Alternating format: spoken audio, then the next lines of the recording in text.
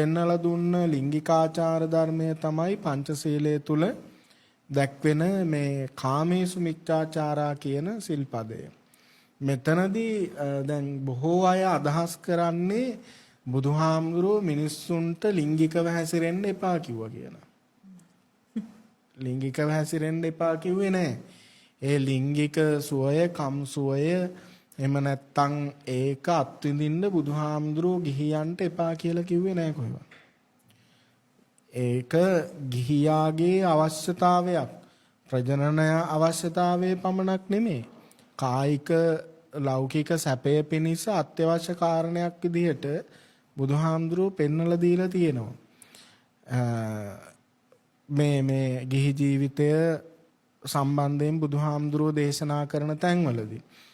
එතකොට මේ කාමේසු මිච්ඡාචාරා කියන එක තේරුම් ගන්න අපිට පොඩ්ඩක් ගියාම එතනදී අපි කියනවා sexual misconduct.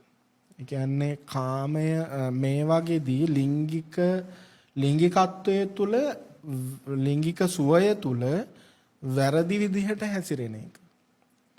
මොකද්ද මේ වැරදි විදිහට හැසිරෙනවා කියන්නේ? එතකොට වැරදි විදිහට හැසිරෙනවා නම් හරි විදිහට හැසිරෙන්නේ කොහොමද? මේක තමයි වැදගත් දේ. ඒ කියන්නේ බුදුදහමේ පංචශීලය තුල දැක්වෙන මේ කාමේසු මිච්ඡාචාරා කියන ශික්ෂාපදයෙන් යෝජනා කරන්නෙම අපි ශිෂ්ට සම්පන්නව මේ ක්‍රියාවලියෙහි නිරත විය යුතුයි කියන කාරණාව. දැන් මේකට ලිංගික ක්‍රියාව විතරක් නෙමේ බලපාන්නේ. ලිංගිකත්වයේ සම්බන්ධ ඒ සමස්තය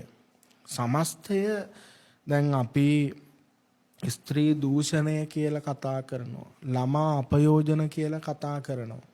ඊට පස්සේ මේ හැම දෙයක්ම ආවරණය කරන්න තමයි බුදුහාමුදුරුවෝ මේ වගේ කියන්නේ ලිංගිකය මේ ආශාව කියන එක නැති මිනිස්සෙක් නැහෙනි.